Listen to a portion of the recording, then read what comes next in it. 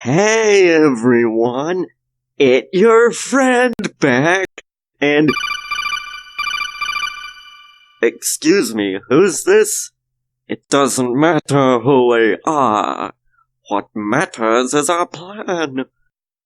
Okay, that's strange that you're quoting Bane, but weirder things have happened to me, I guess. You're late!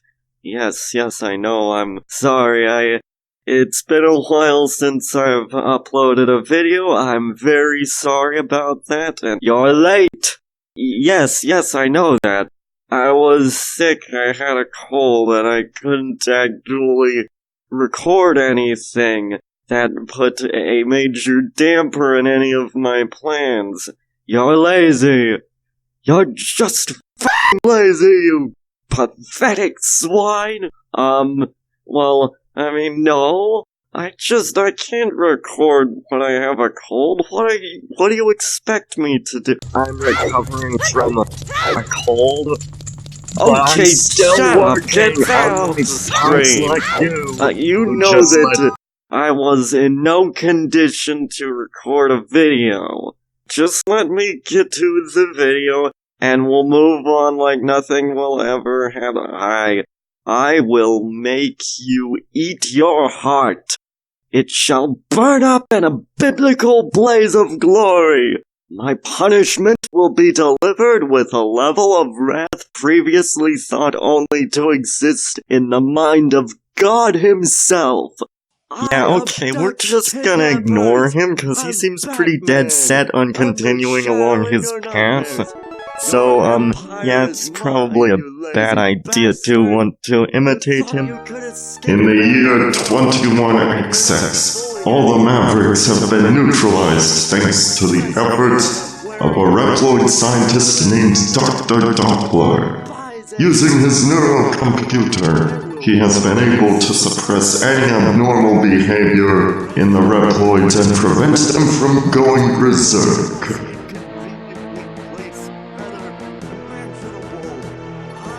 Many of the most advanced Reploids have gathered near their new mentor and founded Doppeltown, a perfect utopian community. With Dr. Doppler guiding them, the world seemed ready to enter a new golden age. After a few months,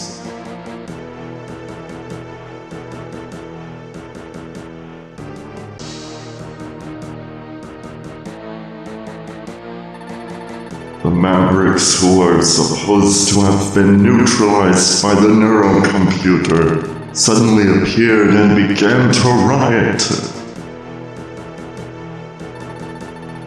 At Maverick Hunter headquarters, all the intelligence indicated that Dr. Doppler was the mastermind behind the invasion. Soon, the call went out to XN0 to destroy the invading Mavericks and to bring Dr. Doppler to justice.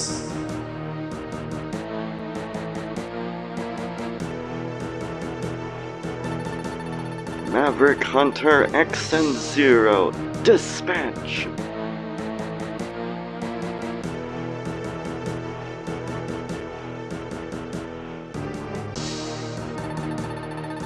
A few hours later, emergency contact was made by the headquarters of Maverick Hunter.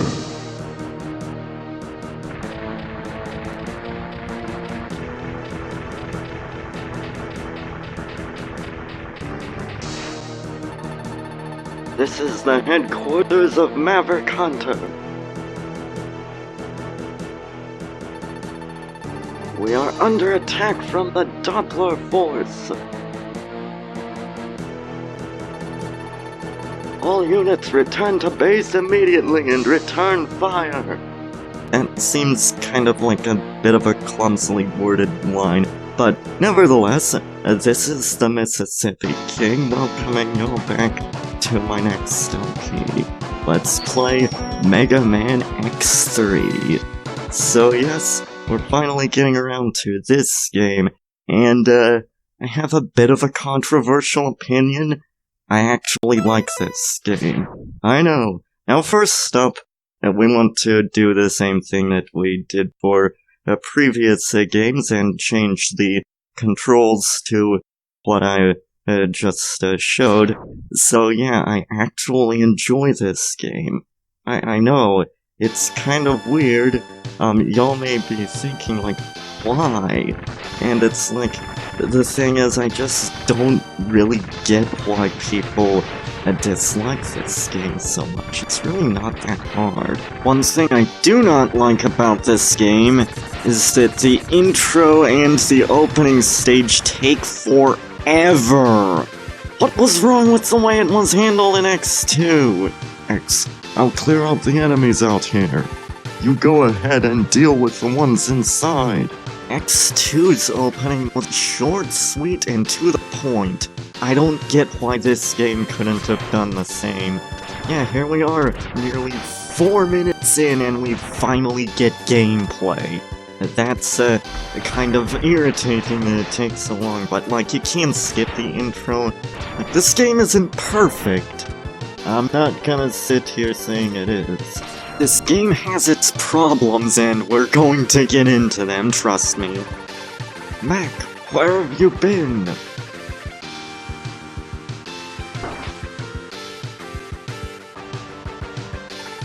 You're far too trusting, X. I'm now a member of Doppler's army. You will make a fine addition to our forces once you have been shown the true destiny of the Reploid race.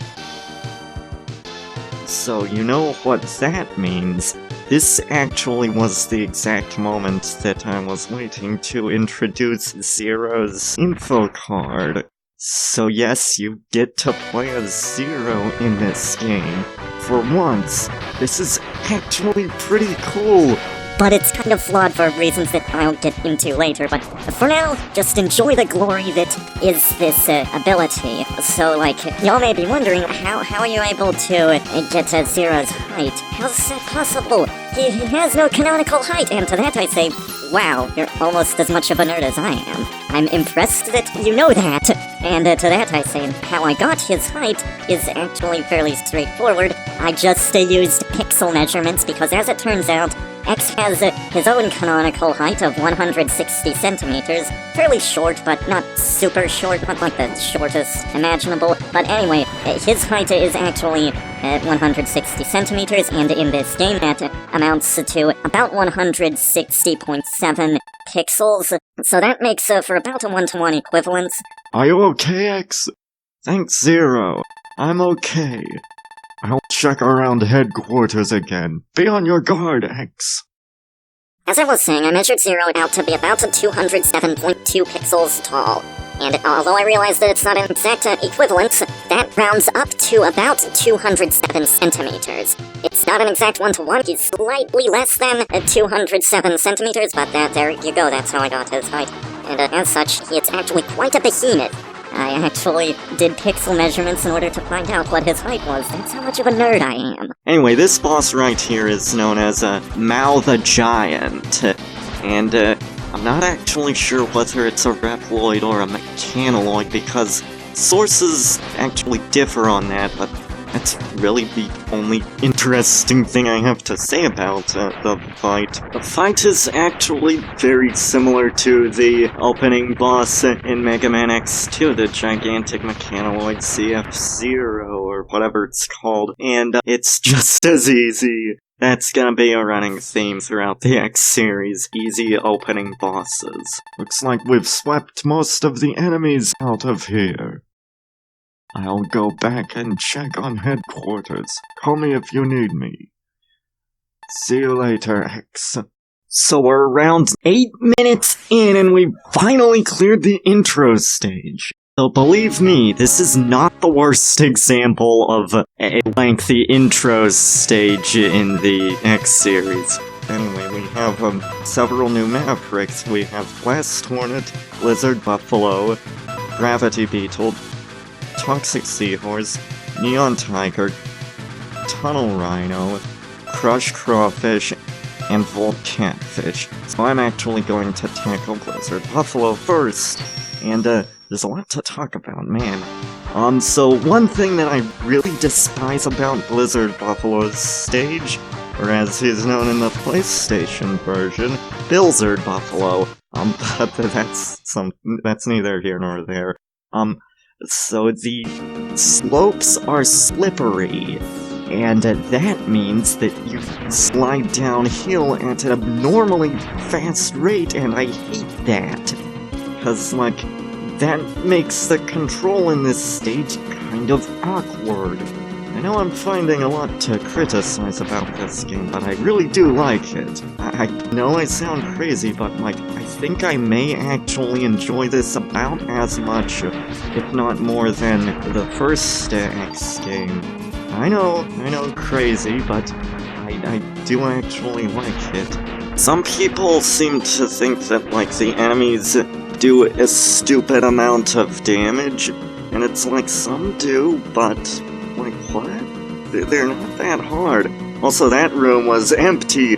What's going on there? I'll actually explain it later, because, like, right now, we have to show off a Zero. So to access Zero, you have to pause the game, and then press the button that you use to select right, that is like the quick select R, or whatever you've assigned it to. In my case, it's the circle button. But anyway, you press that and then you unpause the game, and that's how you get Zero. I'll explain the empty rooms later. I know I kinda keep saying that, but it's like, it's really not relevant at the moment. And it's also something that, like, just isn't really that worth talking about right now. It will become relevant later. Anyway, now it's time to discuss the flaws of playing as Zero. Now, Zero cannot collect heart tanks, collect sub-tanks, collect Dr. Light capsules, fight mini-bosses, fight bosses. Oh, and if you switch back to X at any point in the stage, you can't switch back to Zero. He's on his scheduled coffee break, motherfucker! And there's nothing you can do about it! You're stuck with X for the rest of the stage. So, like, he's only playable for, at most, half of the stage. Maybe not even that.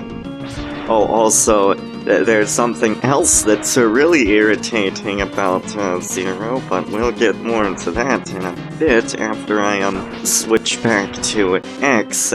So, like, Zero is just kind of barely playable in this game. And what happens if you die as Zero? Well, you're stuck with X for the rest of the game. You cannot play as Zero anymore. That was the other thing that was bad about Zero that I mentioned before. Sorry, X. I failed. Looks like my power generator is damaged. Go ahead and crush them. You're our only hope, X. And, as such, Zero is unplayable for the rest of the game if you die as Zero. That's kinda stupid. It's almost a bit of a question of, like, why would you include Zero in the first place if he's going to be so unplayable? If, like, you can't easily play as Zero. Anyway, the reason I tackled Blizzard Buffalo first is because he has the leg parts, and of course, as always, you know me, I prefer speed and agility to attack and defense any day, and this is the fastest way to get to the leg part, so I'm all on board with it. Enter this capsule, X. Take this leg upgrade. The upgrade will enhance your mobility in the air. You will be able to dash left, right, or even straight up into the air. Yes, you can actually dash up this time. That's actually pretty useful.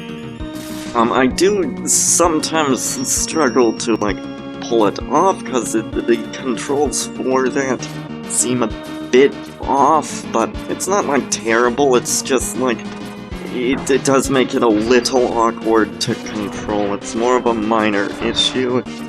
One thing that this game definitely sucks in regards to, one thing that this game gets very wrong, is what I like to call the get the best stuff first principle, which is where if you're in a game with upgrades and items, then it's best to make it possible for the player to get the best upgrades early on, because that way the experience overall is made more enjoyable because you have cool upgrades.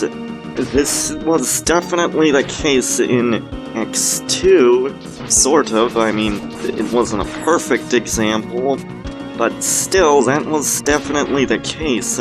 But here, it's like, in order to get some really good upgrades in this game, and they are fantastic upgrades, I might add, you kind of have to, like, do a bit of an annoying sequence where, like, you go through multiple Mavericks, and, like, it's almost when you're done with the Mavericks that you get the amazing upgrades in question, and that kinda sucks, I'll admit. Anyway, Blizzard Buffalo, or as I'm gonna call him, Blizzard Buffalo, his name in Japan is Frozen Buffalo. I got nothing, that's just weird. It's, kind of par for the course at this point. I don't really get why he's called that, but, his weapon is the Frost Shield, and trust me, it's a lot better than you may think.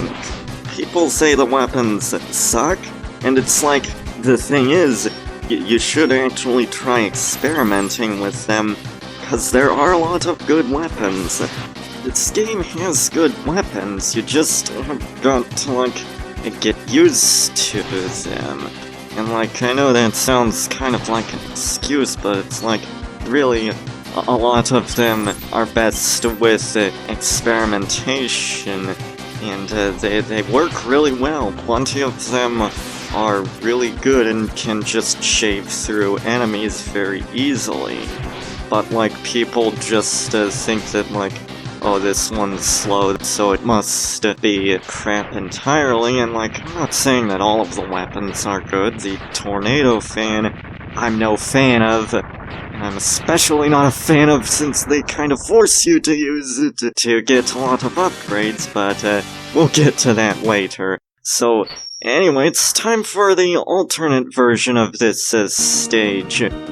If you beat Volt Catfish first, then the power is on, and that melts some of the ice in some of the lower parts of the stage, and the street lamps are on. That's, about it. It's, not a huge thing, but yeah, the stage changes from the original are back, and, they're a bit strange in this one. It doesn't really bother me. Is it like they're weird or whatnot? But it's like they can leave you scratching your head about what's going on and why they're like that. So I guess I should explain why I think the Frost Shield is actually a very good weapon. For starters, it actually guarantees that enemies you kill with it, well, certain types of enemies you kill with it, will spawn life energy capsules. The game does not tell you this, though, at any point, which is kinda dumb. I'm getting Mega Man 7 flashbacks here. But it also packs quite a punch and kills enough enemies in 1 or 2 hits that it's pretty decent. Also, one thing that I have to show, there's actually a secret place that you can go to, a teleporter. Now, what exactly is up with that teleporter? I'll explain that later, because, like, it's not really relevant at the moment. It's just one of them things. But anyway, the bosses, aren't actually that hard. I've heard some people say that, like, the damage they do is ridiculous, and, like, maybe some of them, but, like, really? They're not actually that hard. Their patterns are simple, and, like, some of them may dispute that, but it's like, they are simple. I don't know what else to say. They're very predictable. I find them very easy to fight. In fact, for Tunnel Rhino, who is the next Maverick we're fighting, he's actually quite a cakewalk for me. The first time I fought him, and this is true, I actually beat him with my regular weapon, the X-Buster, without taking any damage. I'm not saying that to say that, like, I'm good or anything, that's just, like, kind of a point as to how easy the fight in question is. I don't get why people say that, like, the fight is so hard, or, like, a lot of them just kinda take practice at most, and that's about it. Even some of, like, the harder hitting enemies, like the God Carb Machine Oinari, or whatever that's called, that's actually pretty easy once you get the pattern down, and it's really not a hugely complicated pattern, and now I can, like, beat the God Carb Machine Oinari. Can I just call him Bob? I can beat Bob without actually taking any damage, or rather, it's more so that, like, I can beat that guy without any heart tanks or any defense increases with, like, the body parts. He's, not that hard, in fact. So yeah, Tunnel Rhino's stage is very fun. I like how it relies so much on, like, being able to air dash all over the place. It makes it very exciting, and it keeps changing things up. I like it. It's a very well-designed stage, if you ask me.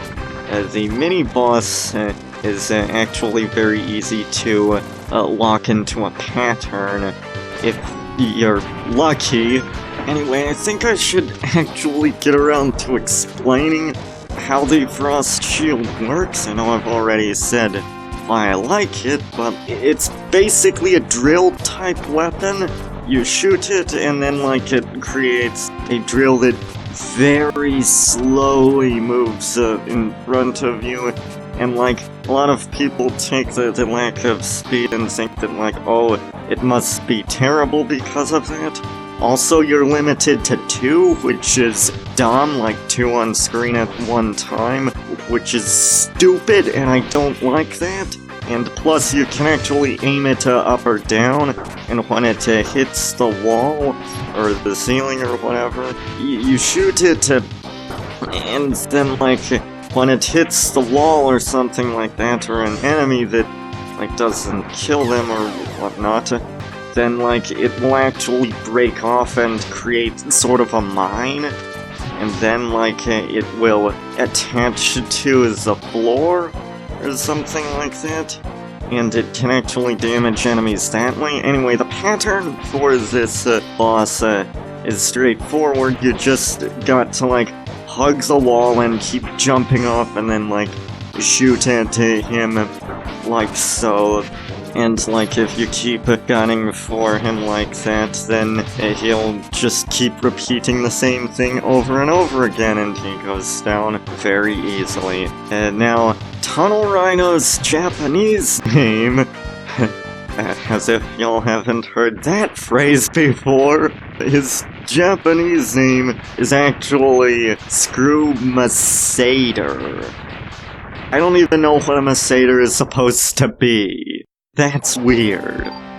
Maybe I can kind of understand the screw part. It's a bit unfitting because, like, you know, it's a drill, not really a screw. They're not exactly the same thing, but, like, I get, like, how they appear similar to, like, as someone Japanese, or, like, maybe they're not particularly familiar with the language, and the difference between, like, screwing something and, like, drilling it. But I digress. He has the Tornado Fang, and it works very similar to the Frost Shield. However, there are a few differences. Also, I'll show off what happens when you do try to enter a boss room with Zero. X just comes in and, like, forces you to play the fight as X, which is kind of dumb, but whatever. Anyway, with the Tornado Fang, there are a number of differences. It actually speeds up a bit after it is fired. It will start off very slow, but, like, it speeds up. And, like, I really don't like the Tornado Fang as much because, like, I don't think it's as powerful as the Frost Shield.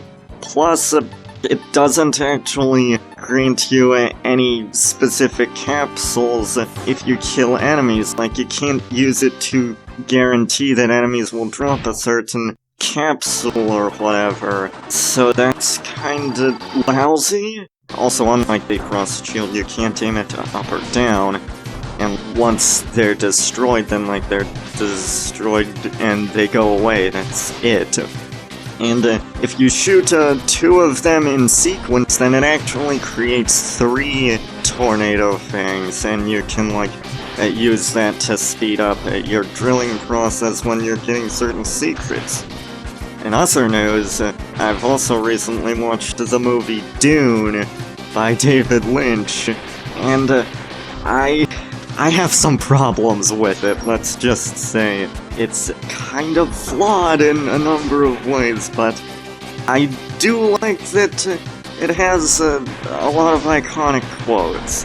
I'll probably be titling some of the episodes after quotes from the movie.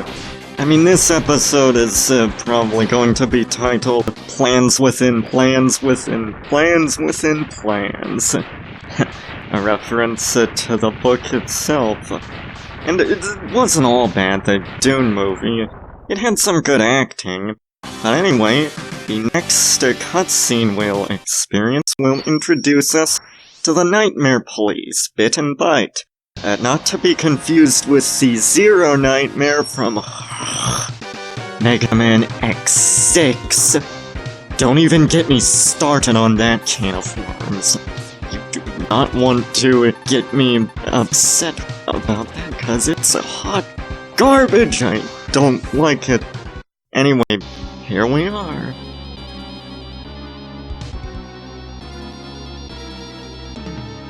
He is the Maverick Hunter I failed to catch last time. I had no idea he is so powerful. Bit and Byte.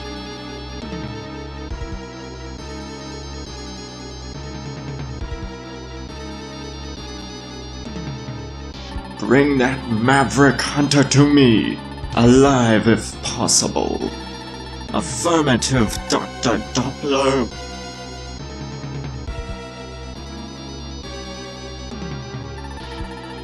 Alive, Dr. Doppler? You are too kind.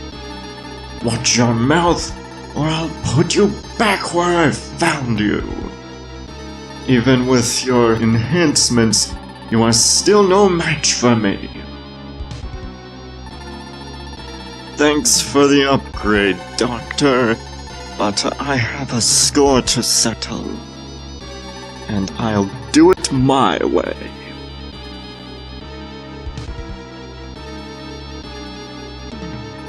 Fine, just make sure you do it.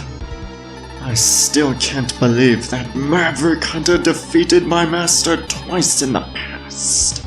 But yeah, that will have to be it for this video. This is the Mississippi King signing out, and in the next episode, we'll tackle Blast Hornet, Gravity Beetle, and Toxic Seahorse, and grab a number of good upgrades. See y'all then.